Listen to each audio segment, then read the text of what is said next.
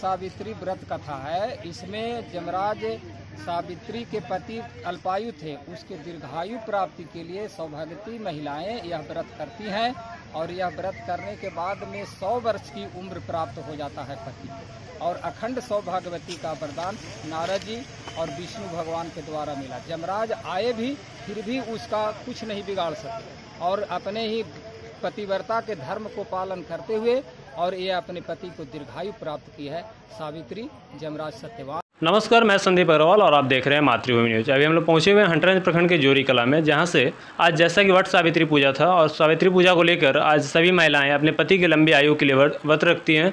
साथ में हमारे साथ पुरुषोत्तम पांडे, जो कि जोरी काली मंदिर में पुजारी भी हैं और ये एक जोरी के प्रसिद्ध शिक्षक भी हैं।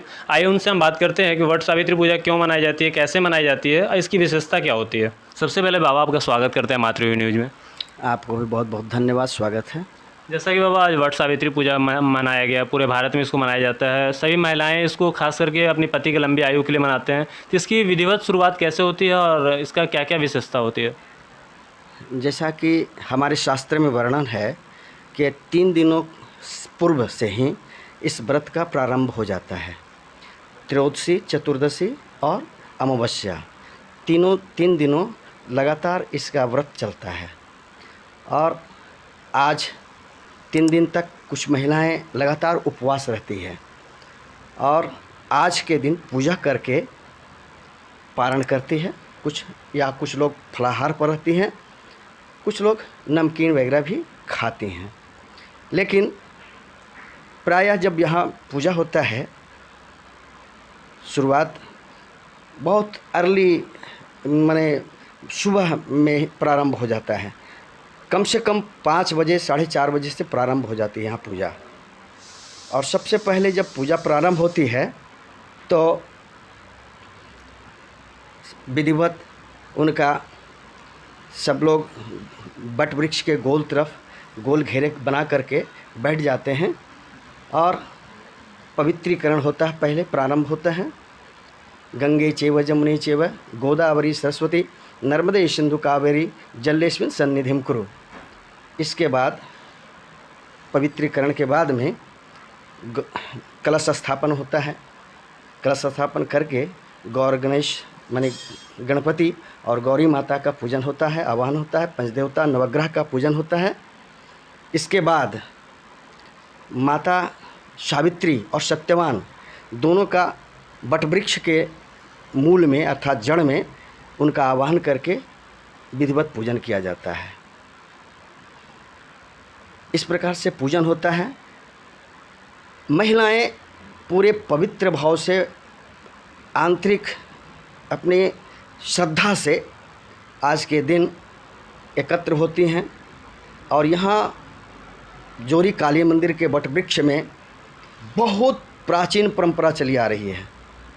कम से कम सैकड़ों वर्ष हो गया होगा यहाँ पूजा प्रारंभ किए हुए और आज तक लगातार अभी तक जारी है।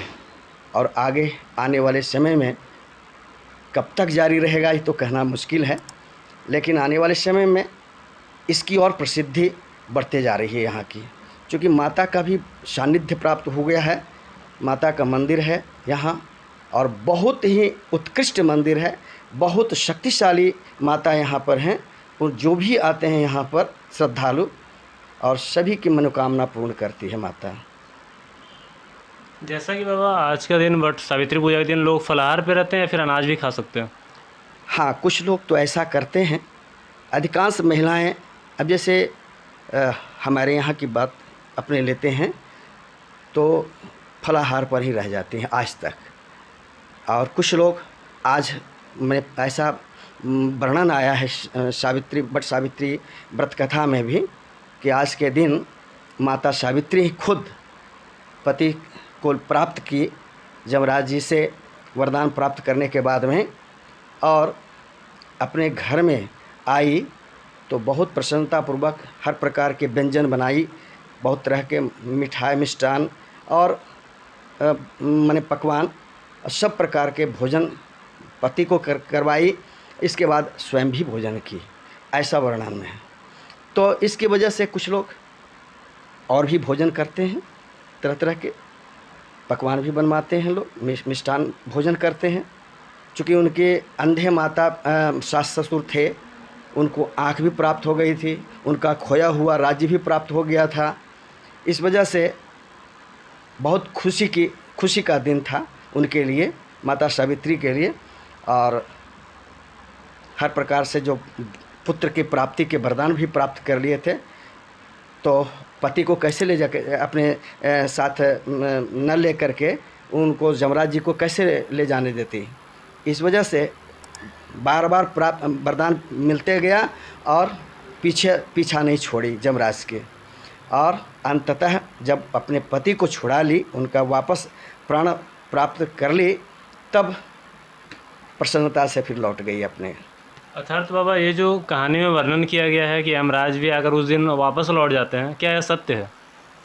हाँ, बिना प्राण का पहली बार ऐसा घटना हुआ अपार माने पूरे विश्व में कि आए किन्हीं को प्राण लेने के लिए और वो बैरंग वापस लौट गए यमराज जी वापस करके। अर्थात वट सावित्री पूजा का महत्व बहुत अच्छा है, बहुत ज़्यादा है। बहुत ज़्यादा है, बहुत ज़्यादा। खास करके महिलाएं पतियों की दीर्घायु के लिए, उनकी चिरंजीवी होने के लिए और पुत्र प्राप्ति के लिए इस व्रत को धारण करती हैं। और आगे आने वाले समय में भी ये जारी रहेगा, मुझे विश्वास है। वट सावित्री पूजा में बाबा क्या क्या चढ़ाया जाता है, उसमें कोई ऐसा है? मूल रूप से पूजन की सामग्री जितना है वो तो रहता ही है।